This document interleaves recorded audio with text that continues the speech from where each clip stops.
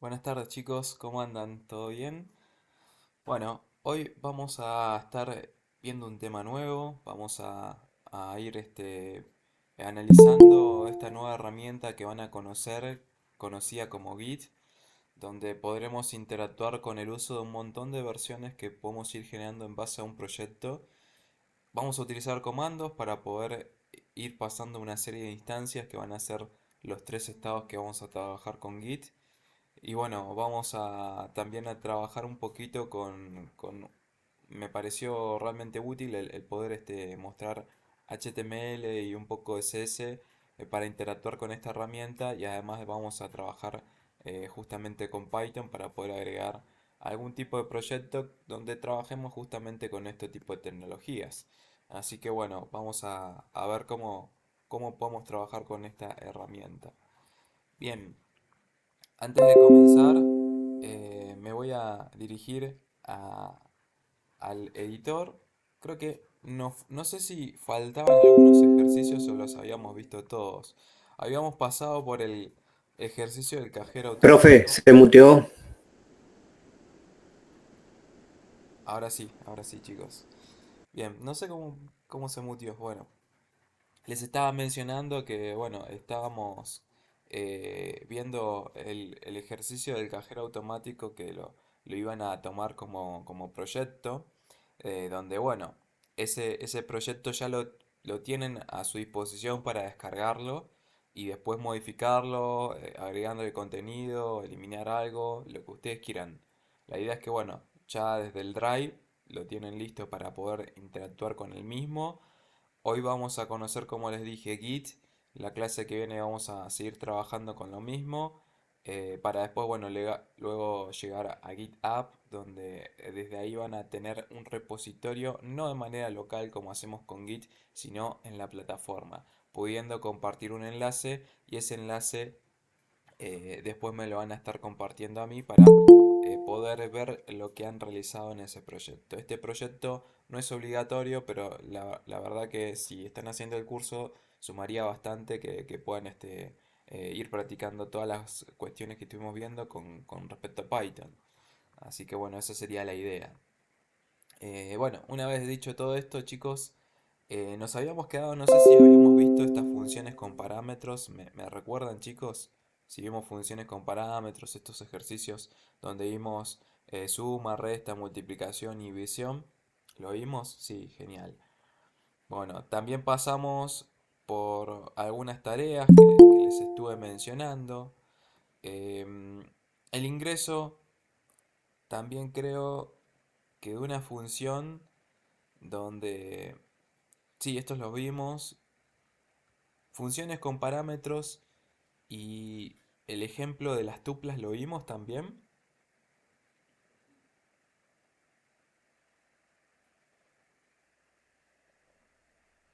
Ah, llegamos al return, perfecto. Entonces vimos las funciones con parámetros como el de calcular el índice de masa corporal, vimos también la función de calcular IVA, bien, y de las funciones con parámetros, donde trabajé con el uso de un condicional para simular, por ejemplo, un mensaje referido al semáforo. Bien, funciones con parámetros y return lo vimos también, me estaban indicando. Eh, Vimos también, no sé si lo vimos, el de menor y mayor de dos números, lo vimos con la inclusión del return. ¿Puede ser? Este también.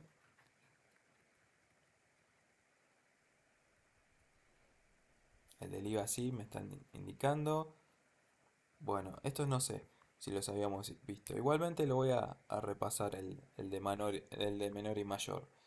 Bueno, este ejercicio consiste en lo siguiente.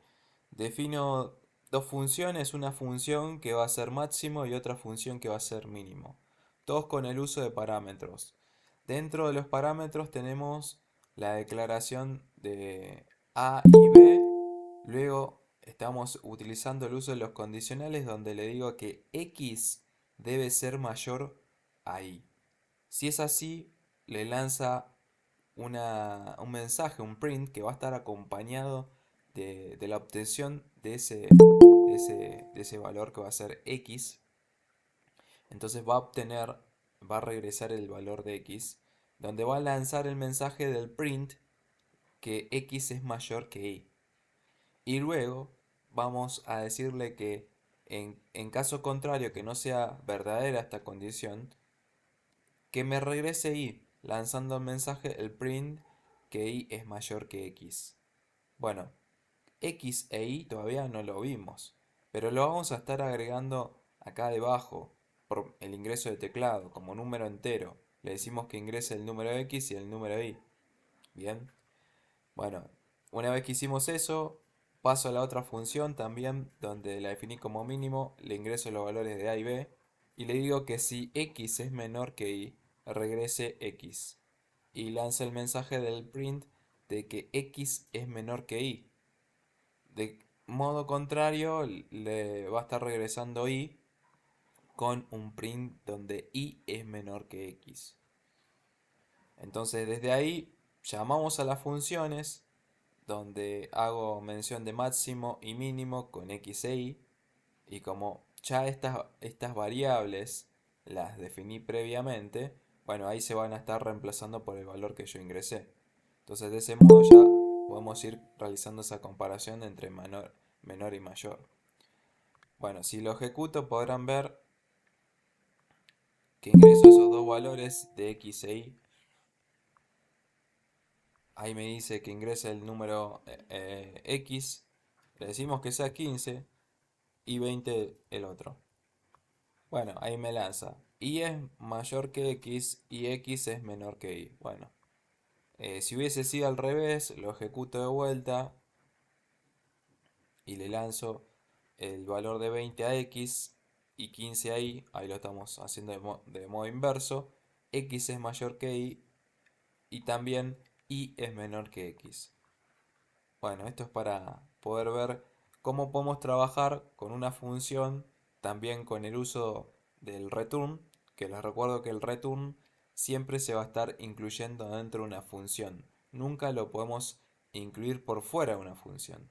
Bien, entonces de ese modo también he aplicado como hacemos acá en esta función de regresar el valor, pero cuando regresa el valor no vamos a ver el valor que teníamos en ese entonces, porque para eso tenemos que tratar de mostrarlo. Podría incluir un return con un print donde muestre x, por ejemplo.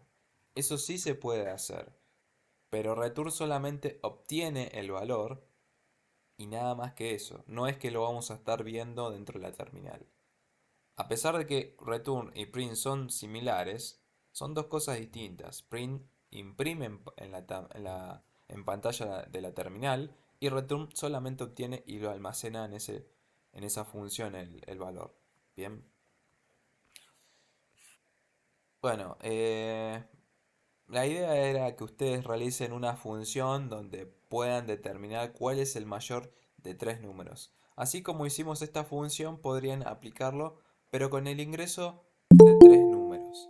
No con dos, sino con tres. Y entonces generar esa comparación con el uso de los condicionales. Podrían aplicar, por ejemplo, la obtención por medio del return, acompañado obviamente de un print. Bien, ese sería uno de los ejercicios que podrían realizar. Luego hay otra tarea más donde sería realizar una función donde permita realizar una calculadora con las cuatro operaciones fundamentales: suma, resta, división y multiplicación. Bien, si se animan al primero, no sé si alguien lo hizo, podría compartir pantalla. Bien, si no, les doy algunos minutos para que lo puedan empezar a realizar y ya dentro de un ratito empezamos a trabajar con Git. Bueno, les doy unos minutos y avisen cuando van terminando.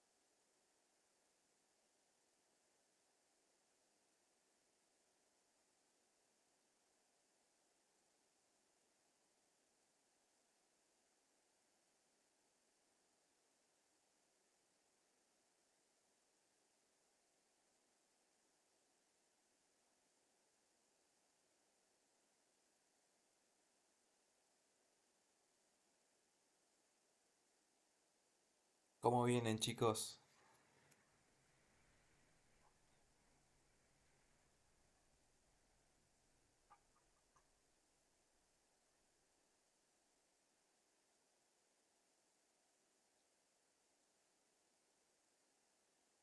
Fer, ahí vi tu comentario. Todos los ejercicios ya están subidos en el Drive, así que vos podés acceder y vas a encontrar todos los nuevos ejercicios que estuvimos realizando en las últimas clases. Incluso estos, los del proyecto, están todos. Bien.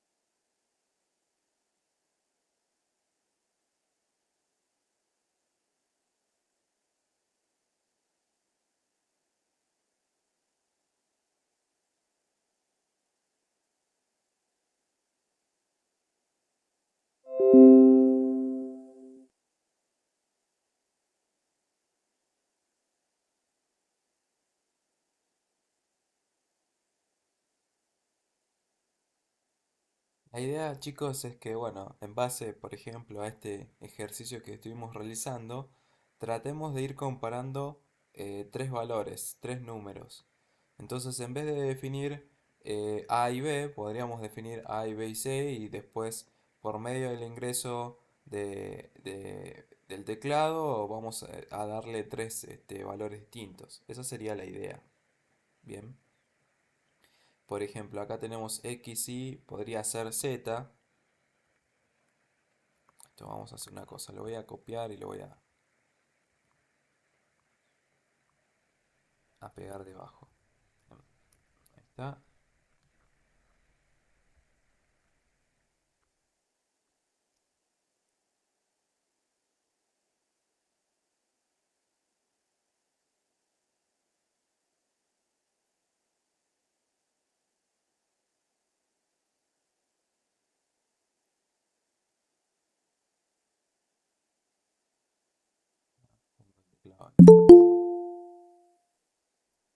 Ahora sí. Bueno, la idea es que vamos a ir agregando esos tres valores, por ejemplo el de z, también lo van a definir como entero. Agregamos también la posibilidad que lo ingrese por teclado. Bueno, le agregamos algún mensajito. Todo esto también podría haber hecho control C, control V o con la tecla Alt Shift y la tecla hacia abajo podemos duplicar. Yo puedo hacer esto, vean. Alt Shift más la tecla hacia abajo, duplico. Y en vez de estar escribiendo todo esto mismo, puedo reemplazar.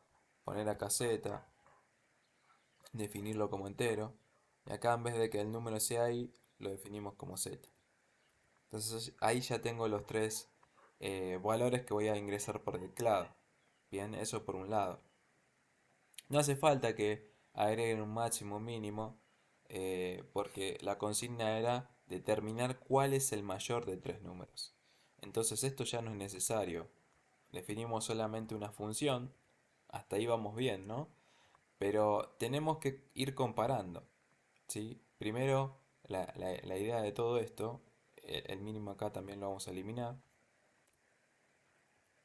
La idea de todo esto es que, bueno, vayamos tratando de ir comparando cada uno de esos valores. Acá en máximo ponemos x, coma, y, coma, z, porque son los tres los parámetros que tenemos que ingresar.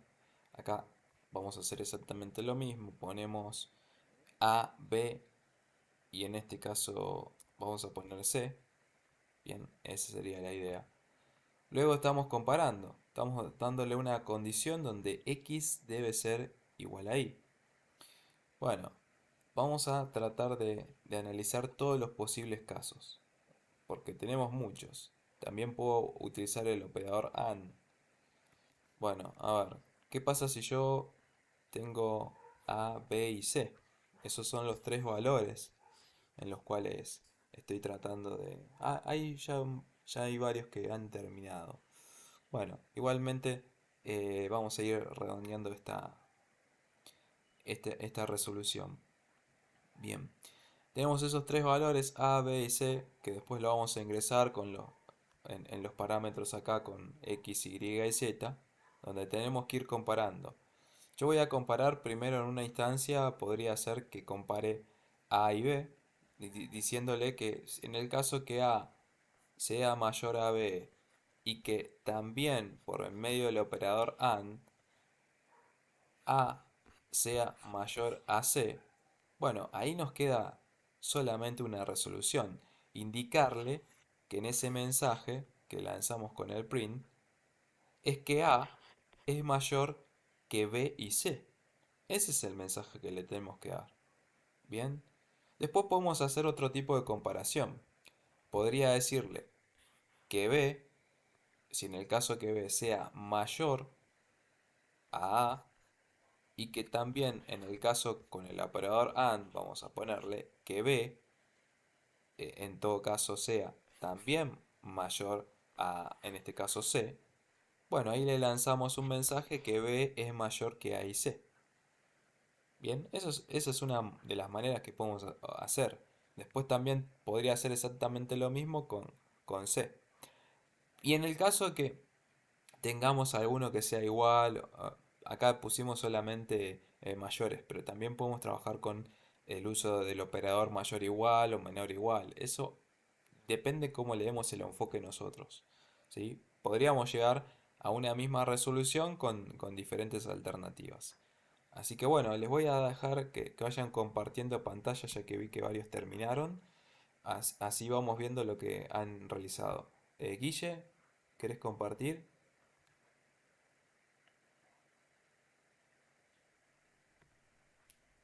O María en todo caso. Bien, ahí está compartiendo Guille.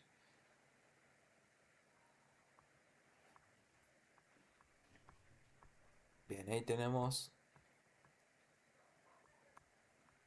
Ahora sí, le estoy haciendo un poquito de zoom así lo veo mejor. Tenemos que definiste x, y y z en la función máximo y le dijiste que si x es mayor que y también que x es mayor que z, regresamos a x y lanzas un print donde le indicas que x es mayor, el número mayor.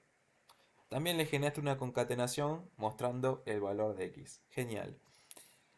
Aplicaste el if dándole otro tipo de condición donde para los casos que y sea mayor o igual a x, mayor a x y también que y debe de ser mayor que z, le lanzas un return con el valor de y lanzas un print donde i es el mayor número y mostras también la concatenación con el i.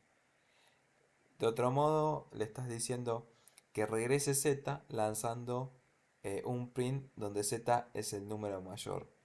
Bien, perfecto. Hasta acá estás tratando de generar comparaciones. Pero también ahí le aplicaste los valores 10, 9 y 3. No lo agregaste por teclado. Bueno, es otra alternativa más. Pero si hubiese pasado en este código que tenemos los mismos números, ¿ahí qué pasaba? Primero quiero que ejecutes todo esto. Quiero que lo ejecutes. Ahí está. Y ahí te está mostrando que el x es el número mayor, el 10. Que justamente es así. Bueno.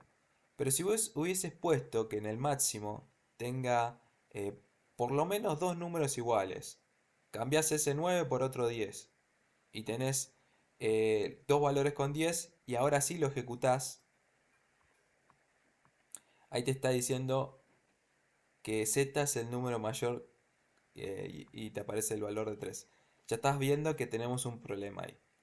Bueno, ese problema hay que contemplarlo para que, bueno, en los casos que tengamos algún mismo valor, bueno, ahí tendrías que remodificar todo el código.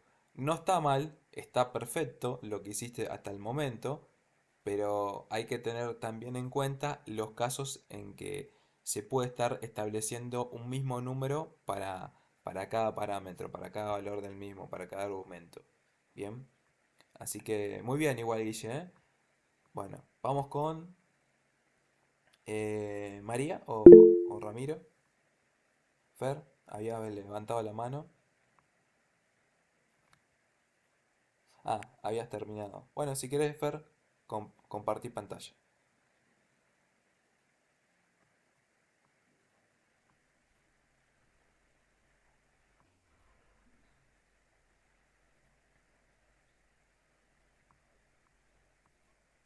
Bien. Bueno, otra manera de plantearlo. ¿Sí? Estoy viendo que estás definiendo la función con el nombre de mayor, incluiste A, B, C, y si A es distinto de B y también A es distinto de C y B también es distinto de C, ahí entras por otro condicional donde le decís que A es mayor a B. Bien, si A es mayor a C, lanzas el print donde el número mayor es A. Bien, de otro modo, lanzas el print donde el número mayor es C. Bien, perfecto. Lanzamos un else donde si B es mayor a C, lanzas un print con el número mayor que es B. De otro modo, lanzas el número mayor es C. Perfecto. Bien. Y en el otro condicional de donde habría alif, le estás lanzando el print donde ingresaste tres números iguales. Genial. Perfecto. Bueno, vamos a ejecutarlo. A ver qué tal. Ahí también lo agregaste por teclado. Ingresa tres números distintos. Perfecto. Ahí sale el número 45. Y si lo volvés a ejecutar y le das a todos números iguales, bueno, ahí tenés un error que está saliendo. En la línea 9 dice, con el if c. A ver, en la línea 9 B y C. Bueno, es otra manera de la que podías explayarlo. Quizás podríamos haber reducido un poquito las líneas de código, indicándolo de otra manera un poco más simple, pero igualmente vas por muy buen camino. Trata de ahora agregarlo, borra todo y volvé a ejecutarlo una vez más. Me refiero a la terminal que borres. Ejecutalo y trata de dar tres valores iguales. A ver si funciona. Genial. Ahí en ese caso. Y si fueran dos valores iguales,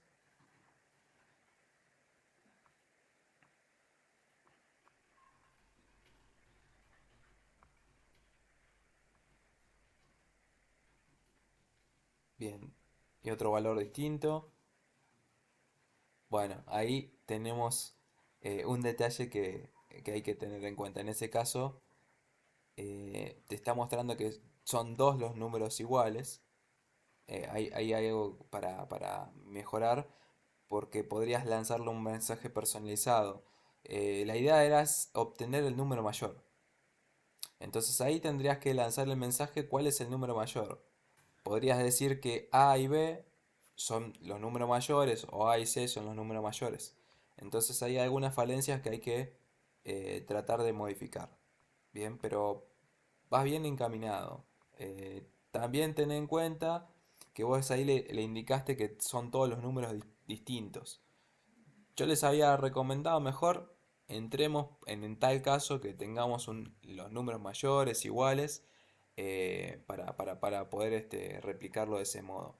Yo te recomendaría que no apliques en distinto, sino vayas más en concreto. ¿Qué pasa si tenés números mayores o iguales, o mayor o menor? Y de ese modo puedes estar filtrando de una manera más específica. Con el distinto, bueno, es más libre, tenés más oportunidades. Entonces esa sería mi recomendación, que lo vayas aplicando por ese lado. Bárbaro, gracias. ¿Hay alguien más, chicos, que quiera compartir? Que lo tenga distinto. Diego, ahí había levantado la mano. Disculpa que recién lo vi.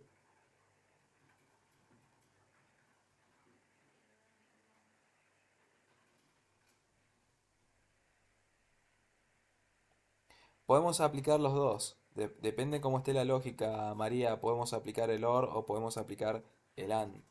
Cualquiera de los dos podemos aplicarlo. Depende cómo esté organizado la consigna. La pauta va a la condición que queremos aplicar.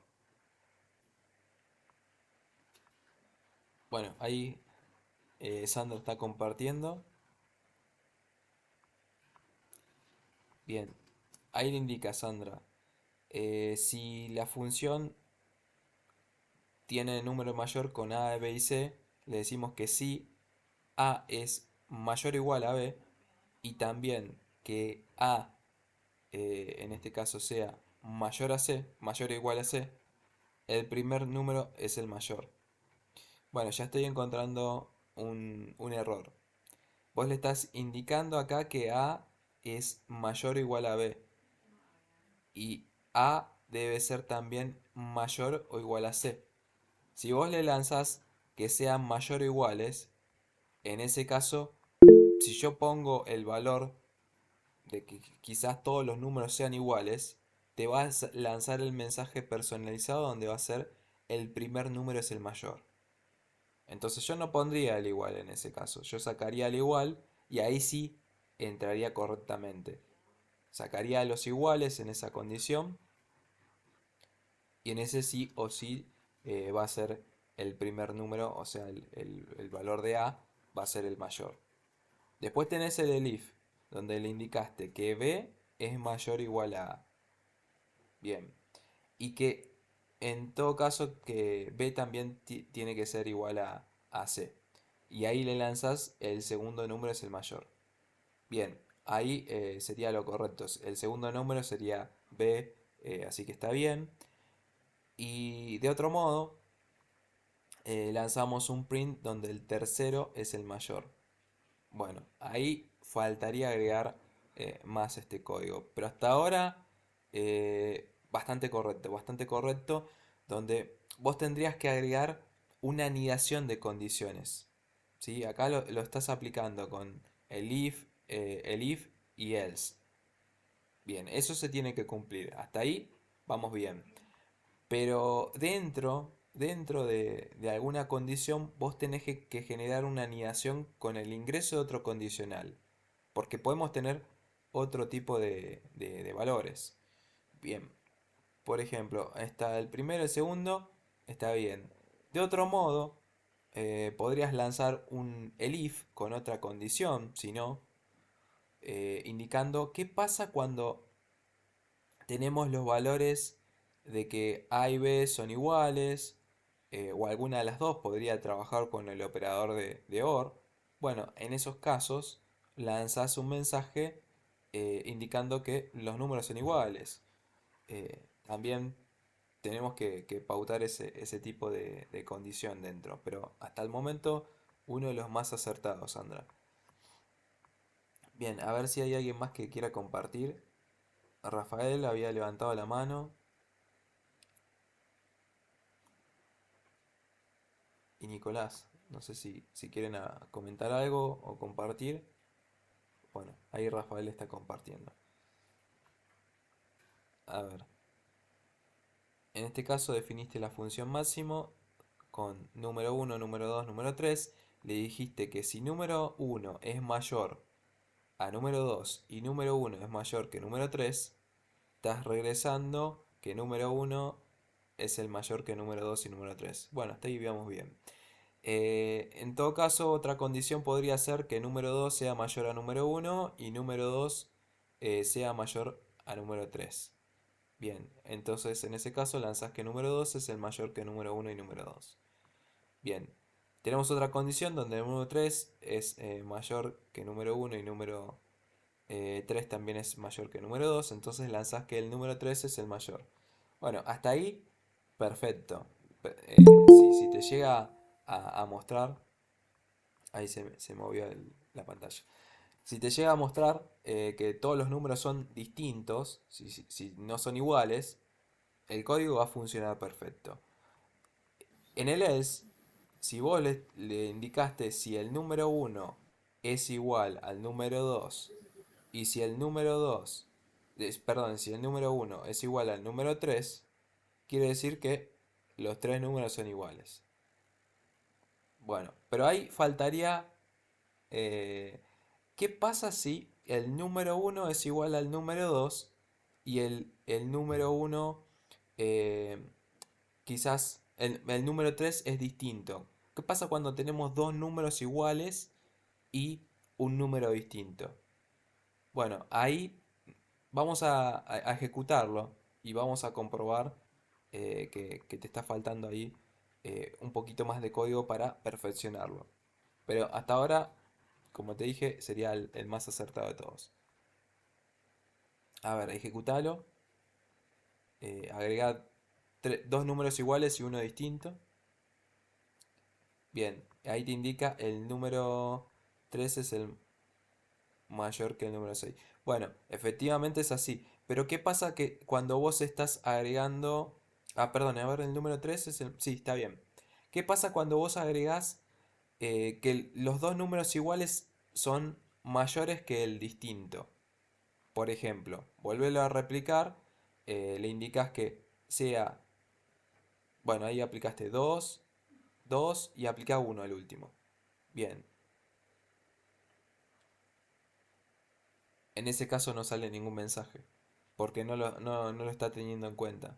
¿Ves? Bueno, ese es el único factor que encontré ahí como para mejorar. Pero el resto está perfecto. Si sale algún número que es totalmente distinto en los tres, me sale el mensaje personalizado para saber cuál es el mayor. Si los tres son iguales, bueno, ahí sale el mensaje que los tres son iguales.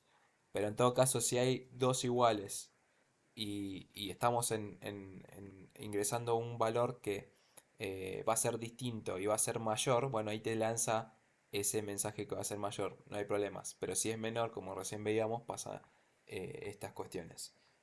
Faltó eso mínimo, el resto está genial. Bueno chicos, ahora sí, vamos a ir continuando y viendo un poquito más de teoría acerca de las funciones para que vayamos redondeando, después vamos a retomar nuevamente. Primero me gustaría y me interesa que sepan un poco de Git para que podamos empezar a trabajar con este proyecto y después sí, vamos sumando un poco más de Python. Bien, dicho esto voy a volver a compartir chicos. Después le voy a estar subiendo también la resolución, que es bastante sencilla. Ahora se lo voy a subir. Bueno, vuelvo de vuelta a las slides y me voy a meter a la parte teórica de funciones.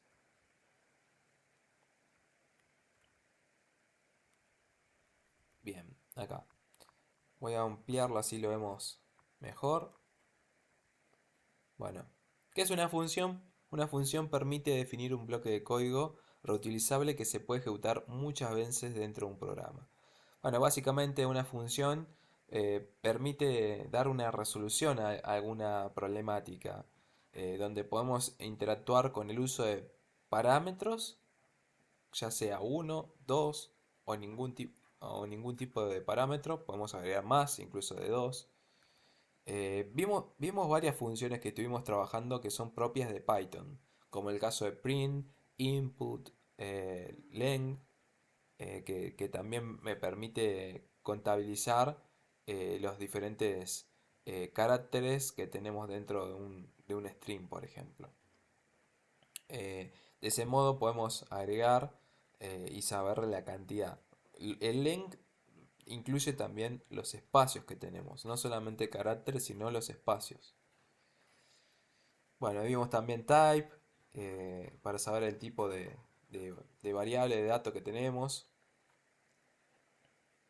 Bueno, y después para definir una función tenemos que agregar la palabra reservada df. Damos el nombre de la función, agregamos también cada uno de los argumentos o parámetros, mejor dicho. Los parámetros van a ser los nombres que le demos dentro de los paréntesis. Y el argumento en sí sería el valor que está almacenando cada parámetro. Pero bueno, se lo puede mencionar de ambas maneras. Cuando nos estamos refiriendo básicamente a lo mismo, es como si estuviéramos hablando del nombre de la variable y del valor de la variable. Bien. Cada vez que trabajamos con una función, debemos generar una tabulación o una indentación. Esa indentación es un espacio que tenemos siempre para poder hacer mención que se encuentra dentro de este bloque que va a ser perdón, dentro del bloque que va a ser mi función. Yo acá tengo mi función y todo este recuadro sería mi bloque de código o la serie de instrucciones. Yo acá tengo ese espacio indica que estoy dentro de la función. Si yo en algún momento llego a escribir código en esta parte, ni bien inicia, bien pegado al margen, estamos hablando que ese código está por fuera de la función. Es indispensable trabajar con una buena tabulación en Python, porque muchas veces vamos a tener estos conflictos. Bien. También estuvimos trabajando con return, que return solamente se va a estar utilizando dentro de las funciones. ¿Y qué va a hacer return? Obtiene algún valor, algún dato. Ese dato siempre se va a estar obteniendo y almacenando dentro de la función. No la podemos visualizar si no trabajamos con el uso del print. Acá tenemos la función con el nombre, la inclusión de los paréntesis. Esta función no tiene parámetros, lanza la serie de instrucciones y luego siempre al finalizar hace mención al nombre de la función para poder ejecutarse. Porque de otro modo todo ese bloque de código que yo tenga dentro de la función nunca va a ser ejecutada. Nunca se va a poder mostrar, por ejemplo, ese print. Bien. Bueno, también vamos a la siguiente, que es interesante que tengan en cuenta las reglas para nombrar una función. Para nombrar una función, la función debe comenzar con una letra. No puede ser contenida con algún tipo de carácter especial como el uso de las señas, acentos o cualquier otro. No puede llamarse igual que una palabra reservada. Por ejemplo, no puede llamarse print, no puede llamarse input o el ingreso de alguna variable que ya tengo de antemano. No sería lo correcto, no sería una buena práctica. Tampoco sería bueno bueno, repliquemos quizás el mismo nombre de una variable dentro de la función porque eso tampoco sería una buena práctica. La idea es que contenga letras, números o algún guión bajo para darle el nombre. No estaría bueno que le demos espacios al nombrar la función, eso tampoco sería una buena práctica. Bueno, dentro de la función podemos retornar algún valor por medio de la palabra reservada return. Bien, ahí estamos viendo un ejemplo donde tenemos la definición de una función donde ingresé un parámetro que va a ser número y yo puedo interactuar con ese parámetro indicándole que lanzo un print número y lo multiplico por 2 por ejemplo. Después cuando llama la función dentro de los paréntesis le doy el valor a ese parámetro que ingresé. Le doy el argumento, que justamente sería lo mismo que cuando hacemos con el ingreso de la asignación de una variable. Yo pongo número y le di el valor de 4. Como acá es la definición del parámetro, pero no tiene ningún valor, después le vamos a estar asignando el valor correspondiente para ese parámetro. De igual manera, si yo tenía número 1, número 2, acá debajo también, por el mismo orden en que yo los declaré, cada valor va a ir, por ejemplo, para número 1 va a ser 4, quizás acá pongo 8, y ese 8 va a estar destinado al número 2, por el orden en que yo los declaré. Hay que tener en cuenta también el orden. Bien, ¿qué más? Bueno, acá en este caso estamos regresando el valor de algún tipo de dato. Yo tengo mi función donde se llama dólar número 2, donde estamos obteniendo el parámetro número, donde lo regreso, que va a ser número por 2 y ahí obtiene ese valor. Lo que va a estar regresando y almacenando va a ser el valor de 8. ¿Por qué va a ser el valor de 8? Porque acá, en donde llamo a la función, le di el valor de 4. 4 por 2 es igual a 8. Y eso es lo que va a estar obteniendo como valor. Bien, bueno, ahí igual ya les había mencionado acerca de los parámetros y argumentos. Cada vez que nosotros indicamos algún valor dentro de la función, dentro de los parámetros, bueno, se conocen de ese modo como parámetros. Y también cada valor que le asignemos va a ser nuestro argumento. Acá lo podemos ver más claro en esta definición. Parámetro. Cuando definimos la función le damos un nombre a cada parámetro que luego serán usados como variables dentro de la función. Y argumento es la información transferida a la función en el momento que se realiza la invocación, que es justamente como si le estuviéramos dando algún tipo de asignación a ese tipo de parámetro, a ese valor. Bien, tenemos tipos de argumentos que van a ser posicionales y nombrados. Los posicionales son argumentos que se pueden llamar por su posición en la definición de la función. En este caso, el orden en que se pasan es importante. Y los nombrados son argumentos que se pueden llamar por su nombre. Bueno, acá tenemos varios ejemplos. Acá estamos definiendo una función con dos argumentos, nombre por un lado y profesión por el otro. Lanzamos el mensaje personalizado con hola más el nombre, tu profesión es con la concatenación ahí como vemos de la profesión. Bueno, ahí podemos llamar a los argumentos posicionales.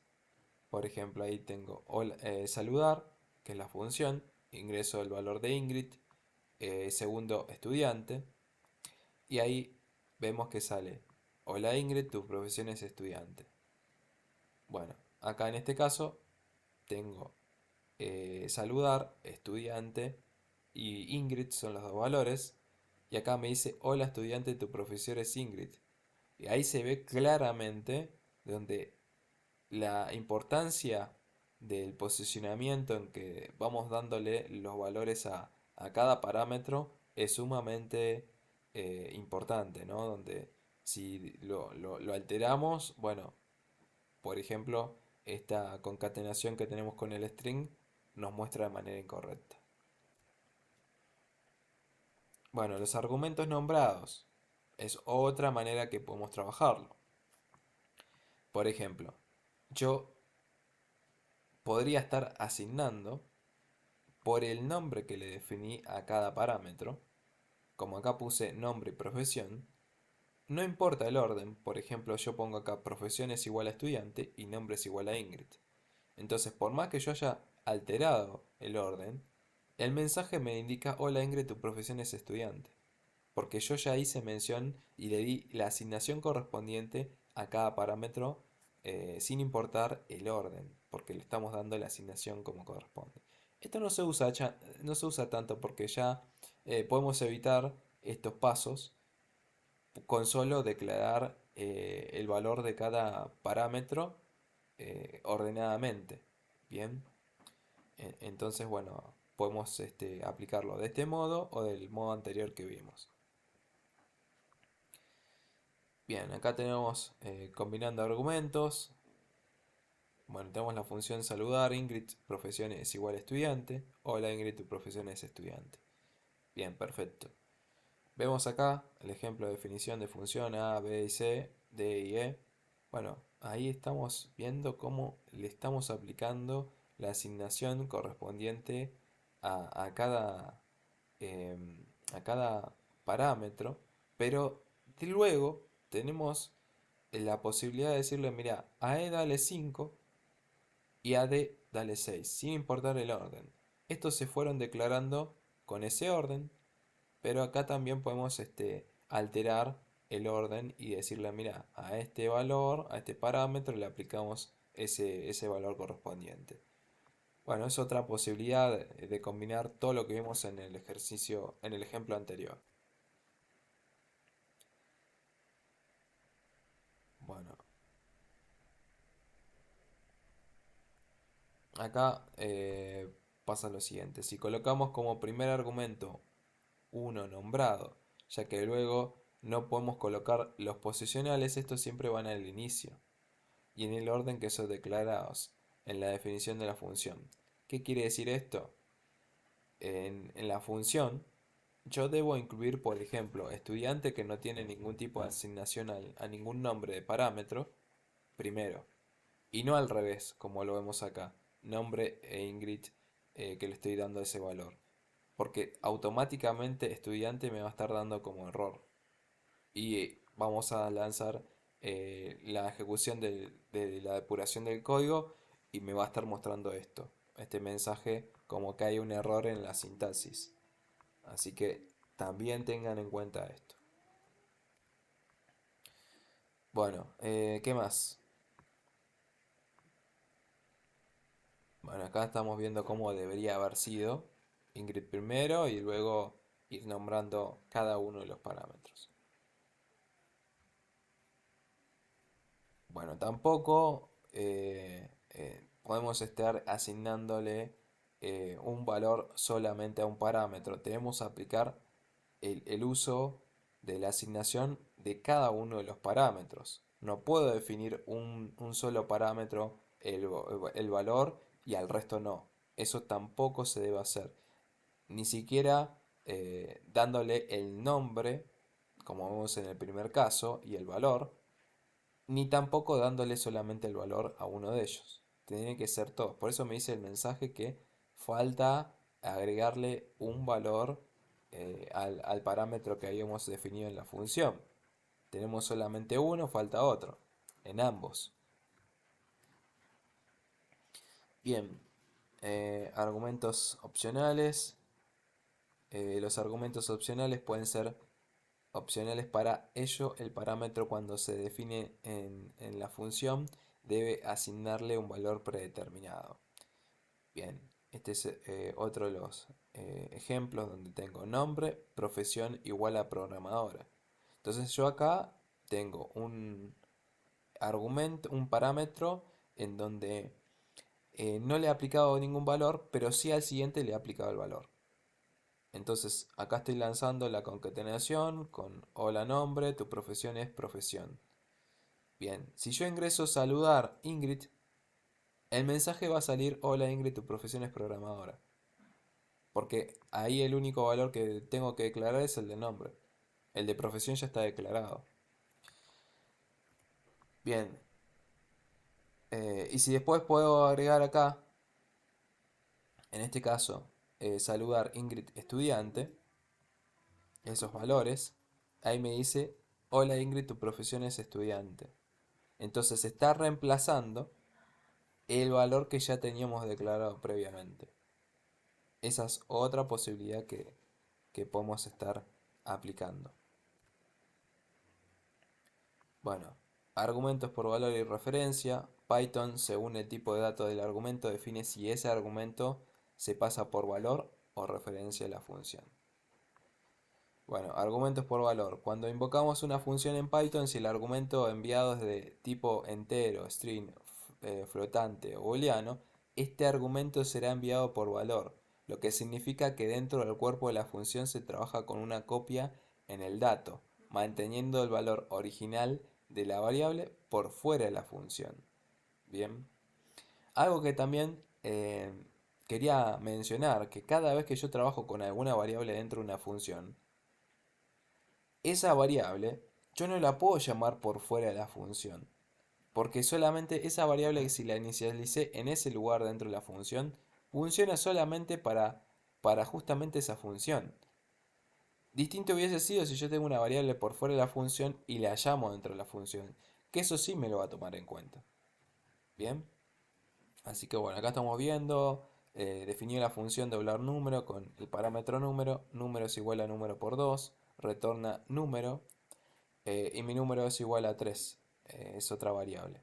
Lanzamos el print doblar número, mi número, que va a ser 3, esto va a ser igual a 6, y lanzamos el print mi número nuevamente, donde en este caso va a ser 3. No se modifica en este caso el valor.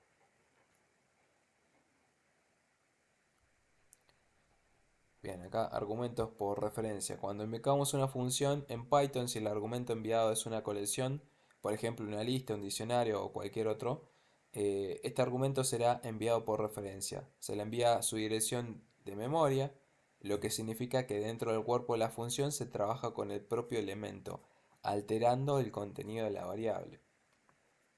Y acá lo vemos. Tenemos la definición de una función donde doblar número es igual a doblar número 2 es la función. Ponemos la variable, el parámetro números. Agrego una función de bucle donde en este caso tengo que el índice va a ser dentro del rango. Agregamos len para contar números.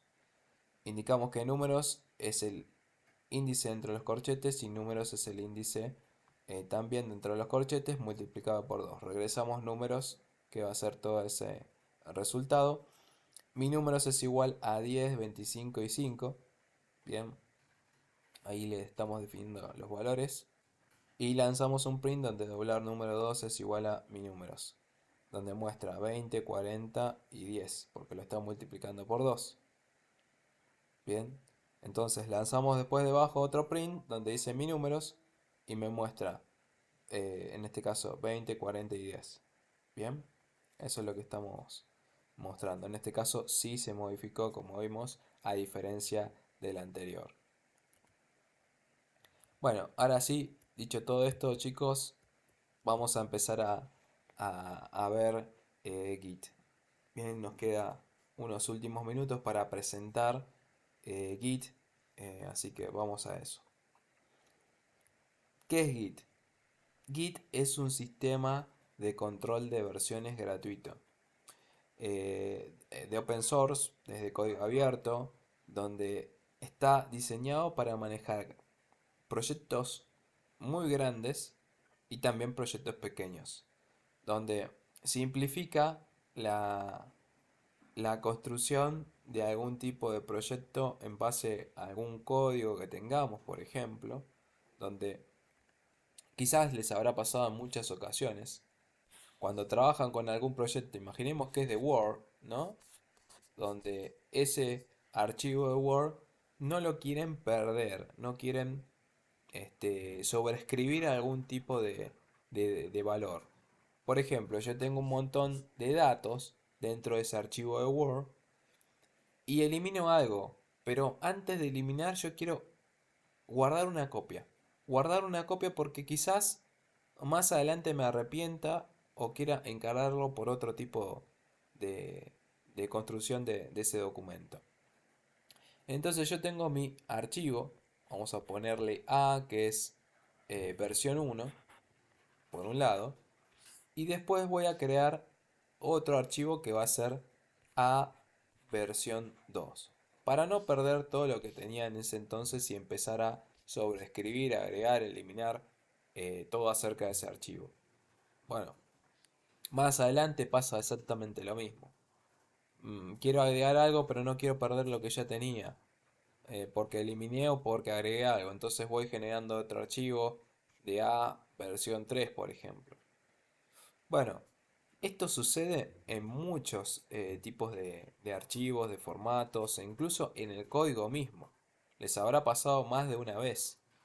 Entonces, todo este sistema que estamos viendo de asignación, de poder estar copiando, pegando, sobreescribiendo todo ese espacio que está ocupando, porque la verdad nos ocupa espacio a veces innecesario, gracias a Git vamos a simplificar estas cuestiones, donde no solamente va a servir para trabajarlo en código, sino va a estar trabajando en base a diferentes proyectos, que cada proyecto va a estar constituido por nuestra carpeta raíz, conocida como root en inglés, donde le hago mención de root, pero podría tener el nombre que nosotros queramos.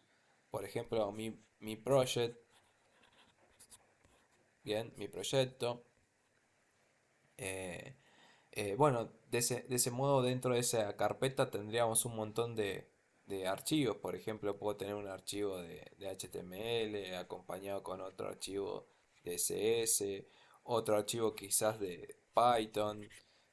Bueno, podría tener incluso imágenes, podría tener quizás algún video. Bueno, hay muchos de los archivos que podía estar insertando dentro de esa carpeta. Fuentes, audio, bueno, un sinfín de diferentes archivos. Entonces, cada vez que yo trabaje con un proyecto lo vamos a agregar en una carpeta. Esa carpeta va a ser conocida como la carpeta raíz o root. Y el nombre se lo vamos a definir nosotros, dependiendo cómo se llame ese proyecto. Git va a estar simplificando esos quiebres que vamos a estar teniendo en algún momento cuando yo no quiera perder esa información. Entonces la voy a estar almacenando y creando una versión interna sin la necesidad de que yo tenga que volver a duplicar esta carpeta, la carpeta root, que ponga root 1, que ponga root 2. No, esto ya queda en el olvido. No lo vamos a estar aplicando de este modo, gracias a Git. Porque Git tiene este sistema donde vamos a trabajar con nuestra carpeta que va a ser siempre la misma, la carpeta root. Y dentro vamos a tener todos esos archivos, cada uno de ellos. Pero este sistema que tenemos con Git permite generar una carpetita oculta conocida como .git. Y dentro de esa carpeta oculta que tenemos ahí, se va a estar almacenando las diferentes versiones que tenemos en base de esa misma carpeta, en base a ese mismo proyecto. Por ejemplo, yo tengo un archivo de HTML, como les dije, tengo un archivo de Python. Bueno, pero decido quizás en un futuro eliminar el archivo de HTML o uno de los tantos. Bueno, ¿qué pasa cuando hago eso? Puedo generar una versión donde tenga todos los archivos por un lado, pero en la siguiente solamente me queden esos archivos, el de Python y los demás archivos, pero el HTML ya no está. Y todo ese tipo de información se va a almacenar en una carpeta que tenemos dentro, que va a ser de forma oculta, pero va a estar tratando de optimizarlo. Va a decirle, mira, este archivo se eliminó. Y podemos acceder a todo el material, a todo el contenido, ya sea código o archivos, que teníamos en ese entonces. Entonces va a trabajarse como si fuera una línea contemporánea, una línea de tiempo, donde tenemos cada una de las versiones que vamos a ir creando. Pero no va a estar duplicando todo el contenido, sino solamente lo necesario, ¿bien? Donde vamos a ir aplicando cada una de las versiones. Yo comienzo desde cero. Creo mi primera versión, creo mi segunda versión. En la primera versión yo tenía todos estos archivos ya creados. En la segunda versión, bueno, eliminé, agregué contenido. Lo mismo va a pasar con el código interno que tenemos dentro de los archivos. Yo agrego contenido, elimino, y todo eso se puede estar almacenando en una versión. Entonces desde ahí ya tenemos un punto como de quiebre en donde vamos a estar viendo el contenido que teníamos en un momento y el contenido que teníamos en otro momento. Entonces se va generando esta línea del tiempo y es sumamente útil para trabajar en cualquier proyecto con cualquier tipo de tecnología. Bien, entonces todo esto, todo esto nos sirve para encarar cualquier proyecto como les menciono. No necesariamente tiene que ser de Python, sino con cualquier tipo de tecnología. Bueno, vamos a lo siguiente. Tenemos acá cada una de esas versiones, como les dije, incluyendo puedo agregar carpetas dentro. Esta es mi primera versión donde tengo esos archivos HTML, CSS, JavaScript, JS, JPG y en este caso, en la siguiente versión que yo creé, agrego una carpeta y agrego un archivo SS y una de JPG. Eso es lo que agregué. Pero yo dentro del código de HTML y CSS quizás realicé modificaciones, lo mismo en JavaScript. Bueno, todo esto nos está dando una mejor perspectiva de cada versión que voy generando. La idea de todo esto es que vaya generando puntos claves donde pueda generar algún tipo de restauración. Es lo mismo como hacemos con el sistema. Si alguien sabe un poco de soporte o reparación, el sistema operativo tiene la posibilidad de decirle, mira, guardame una copia de seguridad para, en todo caso a futuro, generar una copia en donde yo pueda restablecer mi sistema en base a ese punto de restauración, que son distintas versiones que teníamos hasta una cierta instancia, hasta un cierto punto. Bueno, con ese mismo criterio estamos ejecutando Git. Bueno, y acá podemos interactuar y consultar cada una de esas versiones. Esa es la gran ventaja. Es como que estamos haciendo un viaje en el tiempo para ver lo que tenía en ese entonces. Pasando de la versión 3 a la 1, de la versión 3 a la 2, o de la versión 1 a la 2 o la versión 1 a la 3 directamente. Yo puedo hacer esto. Tengo la versión 3 y voy directamente a la 1, y de la 1 puedo ir a la 2, perdón, en este caso, al presente, ¿sí? No puedo ir a la 2 porque acá es donde entra el cuestionamiento y es donde ahí empiezan a flaquear un poco el tema del concepto de Git. Es como que nos metemos en una película, siempre cuando hablo de Git me hacen mención a Adventure y demás, que tienen que ver la última película de Marvel para comprender todo esto, el tema del multiverso y demás. Entramos en una línea de tiempo donde desde ahí tenemos que tener en cuenta que si yo, por ejemplo, viajo de esta versión que tenía de la versión 3 al pasado y consulto la versión 1, yo no puedo, desde este punto, donde me encuentro actualmente, ir a la versión 2. ¿Por qué?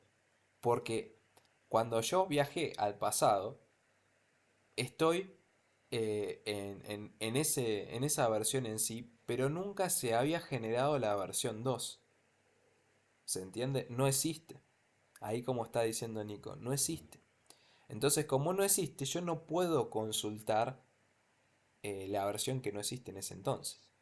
Lo que sí puedo hacer es que cuando viajé al pasado, a esa versión, puedo volver nuevamente y revertir los cambios que tenemos y volver nuevamente al presente. Eso sí se puede hacer. Volver de vuelta al presente desde cualquier punto anterior, podemos hacerlo sin ningún problema. Pero volver a versiones que se habían creado más adelante de ese punto en donde me encuentre, no se puede hacer. Bien. Así es, siempre conserva todas las versiones siempre y cuando yo genere una versión. Si no genero una versión, no vamos a poder volver a ningún lado. Las versiones las creamos nosotros. ¿Cómo hacemos la creación de las versiones? Por medio de uso de comandos. Bien, así es, Sandra, así es. No podemos. Yo puedo hacer esto, por ejemplo, estoy en el presente, este es el presente, pero voy a estar volviendo a la versión 1. Bueno, desde ahí, yo cuando me encuentro acá en esta versión, solamente puedo revertirla e irme de vuelta al presente. O puedo hacer esto, quizás paso de la versión 3 a la versión 2 a consultar, es acá donde me encuentro ahora, y puedo volver de vuelta nuevamente al presente. Eso sí se puede hacer. Pero, como les dije, desde este punto que viajo acá quizás a este punto, y quiero ir más adelante, bueno, esto en teoría no existe. Entonces no puedo ir a ese punto en sí. Bien, tengo que volver de vuelta al presente para volver a la versión 2. Omar, sí, Sí, profe. Y yo puedo ir por ejemplo, del presente a la versión uno, de la versión uno volver al presente y de la versión presente volver a la versión 2. así O es. ahí ya una vez que volví ya perdí eso. No, no, no, no. Sí, podés hacerlo sin ningún problema. O sea, Eso siempre sí. la versión más nueva va manteniendo todo lo de atrás. Así es, totalmente. Siempre Bien. cuando vos querés volver al pasado, podés ir a determinado punto y después volvés al presente. Al presente sí o sí. Y después si querés volver a otra versión que tenías antiguamente, bueno, desde el presente lo vas a poder hacer. Ya desde el pasado, en alguna de las versiones, yo no puedo ir a futuro. Solamente me permite ir hasta el presente nada más. ¿Bien? Sí, Omar.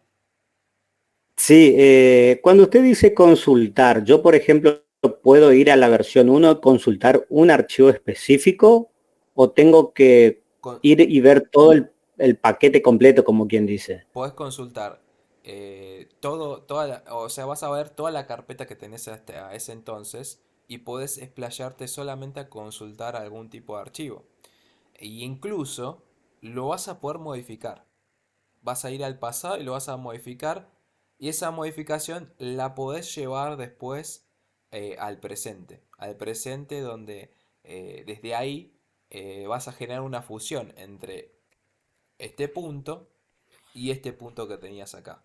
Por ejemplo, yo tengo una serie de archivos o código y todo eso se va a generar por medio de una fusión donde vos vas a decir qué conservar y qué no. Entonces, es complejo. Esto es lo más complejo que podemos hacer en Git. Generar dentro de una misma rama, que es esta, la rama que va a ser conocida como main o master, permite realizar una fusión que va a ser conocida como merge y en este caso va a ser conocida como merging. Entonces ahí es muy complejo, es algo que no se suele hacer tanto, sí generar una fusión con otra rama alterna desde el presente a la otra rama que tenemos. Eso es muy común. Traemos lo que tenemos en otra rama y traerlo al presente y es mucho más fácil. Pero esto es muy complejo. Igualmente se los menciono, ¿sí? Después más adelante vamos a ver si se los muestro. ¿Bien? ¿Alguna otra consulta hasta acá, chicos? O sea, vamos y volvemos en la misma línea, no alternar. Así es. Bueno, con Git vamos a trabajar con tres estados. Primero, el working directory. Luego, el staging area y el repositorio de la creación de esa versión. Estos son los tres estados. En el primero de los tres estados, para poder posicionarnos en ese lugar, vamos a generarlo por medio del git init. ¿Qué hacemos con este comando? Estamos inicializando nuestro repositorio, nuestra carpetita .git se crea y se va a almacenar todo dentro de la misma. Bien, entonces cada vez que yo genero la inclusión de algún archivo nuevo o alguna modificación, siempre nos vamos a estar encontrando en el working directory. Bien, eso por un lado. Además, yo puedo generar la inclusión de Git en un proyecto ya creado, que no haya sido creado desde cero, o alguno que se cree desde cero.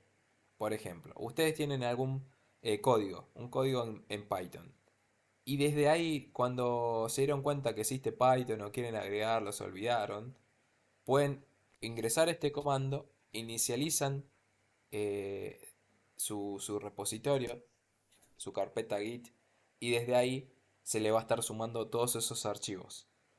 Todos, automáticamente todos los que tenemos en esa carpeta. Entonces, de ese modo, nosotros vamos a tener que sí o sí generar una versión para almacenar esos archivos. Cuando generalmente iniciamos un proyecto, se pasan todos los archivos. Es comúnmente de ese modo. Entonces lo vamos a pasar a la siguiente etapa, a todos los que seleccionemos, que va a ser la etapa del staging area. En el staging area ahí vamos a ir preparando y seleccionando los archivos que luego se van a estar enviando a la creación de esa versión, o sea, al repositorio local.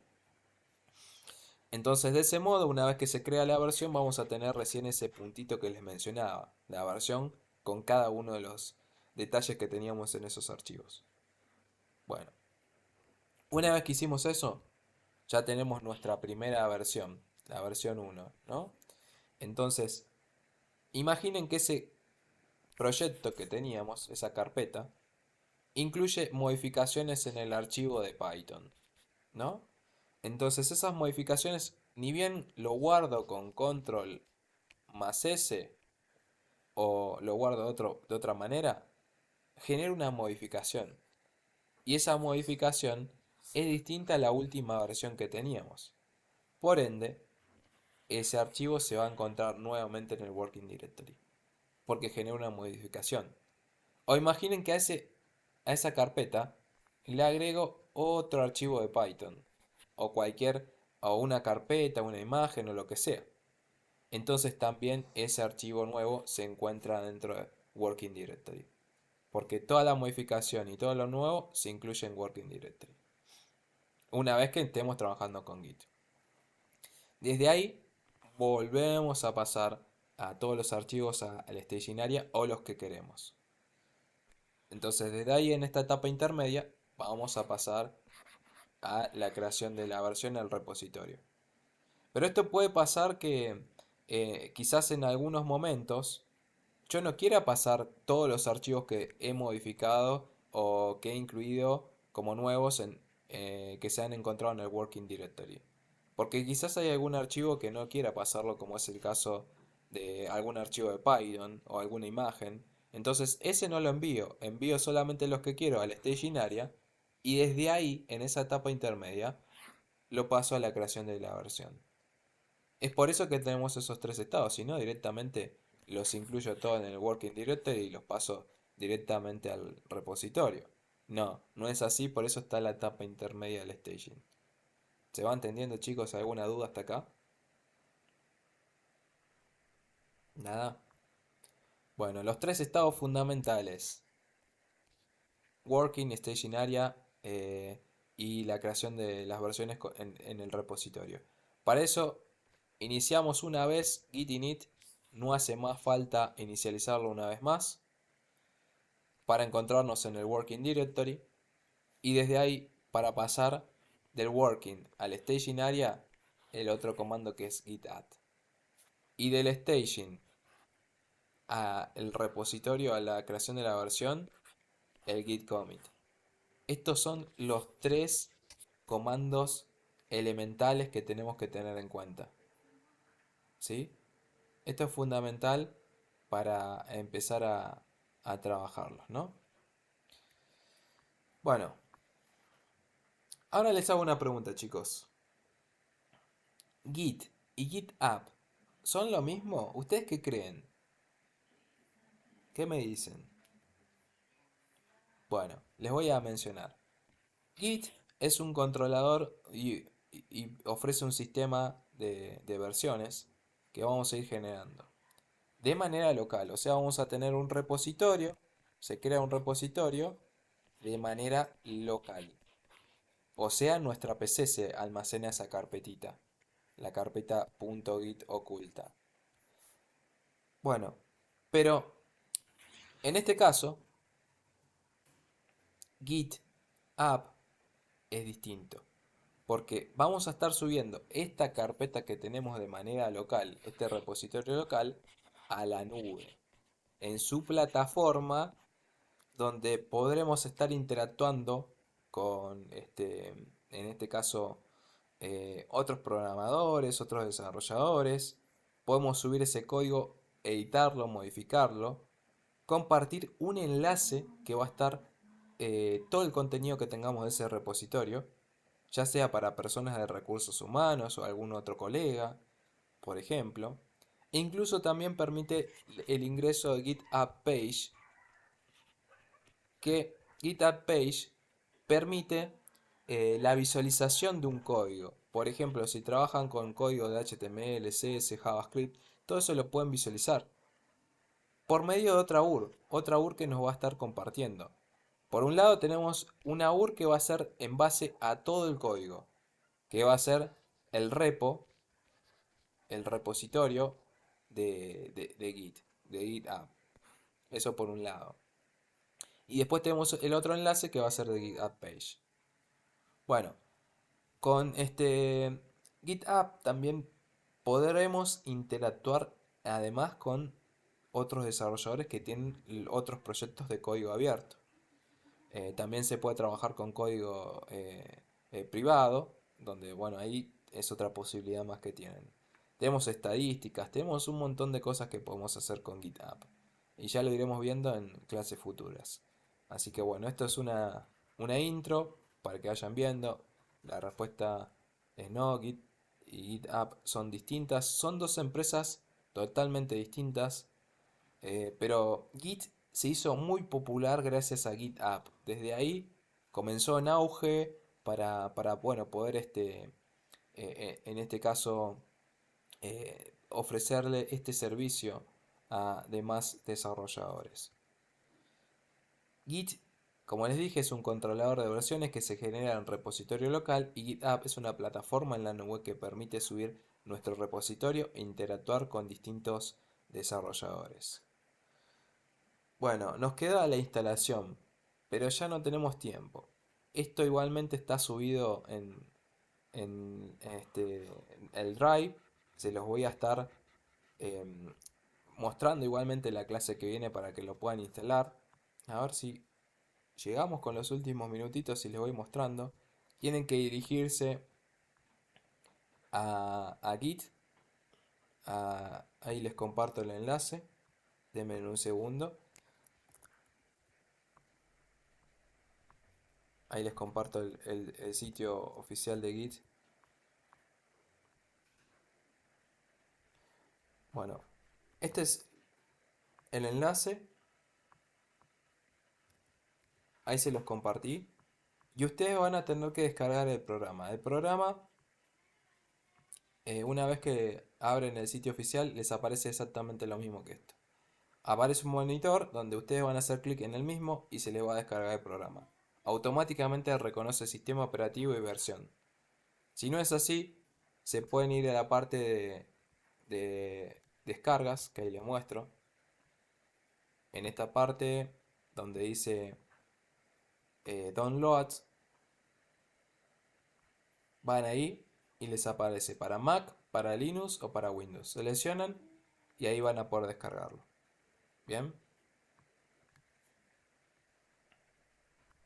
Bueno, otra cosa que deben hacer es una vez finalizado esos 50 megas más o menos, van a tener que realizar un montón de pasos.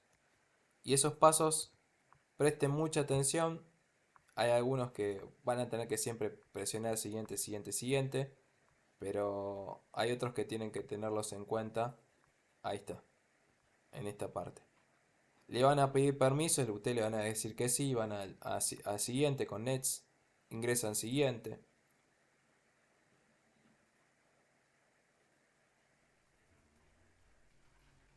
Acá en esta parte pueden seleccionar On the Desktop para que se genere un acceso directo. Le dan clic en siguiente.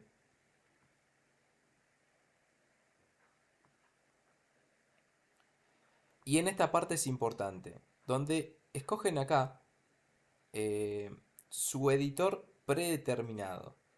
Yo les recomiendo que utilicen la primera opción de Visual Studio Code. Tenemos dos. La que dice, ahí les muestro,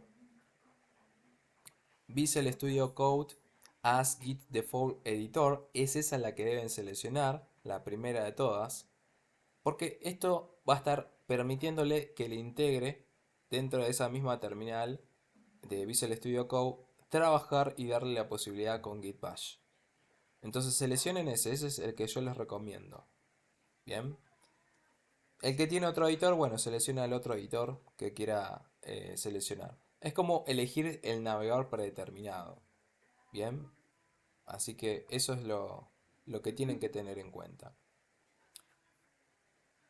Por otro lado, acá en esta parte van a poder decidir si darle a la rama principal donde van a trabajar el nombre de master o el nombre de main. Si seleccionan Let Git Decide, les crea master. Si seleccionan abajo, le va a crear una rama main. ¿Cuál es la diferencia entre las dos? Bueno, terminologías en las cuales pueden ser un poco ofensivas. Y es por eso que se decide crear mucho la rama main, donde si seleccionan la opción de debajo, vamos a obtener el valor de main. En Estados Unidos el conflicto racial es bastante importante, donde, bueno, muchos asimilan el término de master y slave, si lo han sentido nombrar, por ejemplo, en los discos, donde tenemos que seleccionar uno como master, otro como slave. Slave hace mención a esclavo, ¿no? Entonces, maestro o esclavo suelen ser un poco ofensivos. Y entonces, desde Git, bueno, incluyen esta nueva opción para darle otro nombre distinto, conocido como main. Entonces, les indican a seleccionar esa opción. Esto igualmente se puede modificar más adelante. Por las dudas se los menciono. Le dan clic en Nets y una vez que dan clic en Nets, también siguen dándole clic en Nets y desde ahí no van a parar en presionar siguiente, siguiente y siguiente. Son muchas las opciones que les aparecen. Vemos siguiente.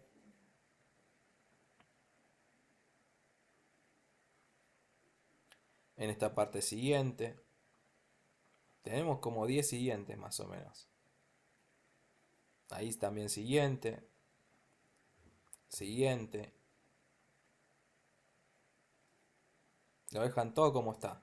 El resto no hace falta modificarlo. Siguiente. Siguiente nuevamente. Y en este caso instalar. Bueno, cuando hacen clic en instalar, ahí esperamos dependiendo de los recursos de la PC. Y lo voy a adelantar. Y ahí finaliza. Si seleccionan Launch Git Bash, se les abre la terminal de Bash cuando finalicen. Bueno, de ese modo ya hemos finalizado la instalación. Así que podemos abrir la terminal buscando Git Bash. Una vez que buscan Git Bash, ahí Git Bash, seleccionan Git Bash y desde ahí van a poder empezar a trabajar con los diferentes comandos. Por ejemplo, uno de los que yo les recomiendo que hagan, con control más agrandamos, listo, ya sería todo. Podemos lanzar, por ejemplo, git-versión y de ese modo me va a salir la versión que tengo de Git Bash. Bueno, eso sería todo y después lo vamos a estar trabajando ya la clase siguiente, chicos. Así que, bueno, nos estaremos viendo. Que tengan buen fin de semana, chicos. Cualquier duda o consulta me avisan. Así que, bueno, practiquen, traten de tener instalado esto si quieren, para empezar a trabajar ya la semana que viene. Así que, bueno, buen fin de semana, chicos. Que tengan buenas tardes. Saludos. Chau, chau.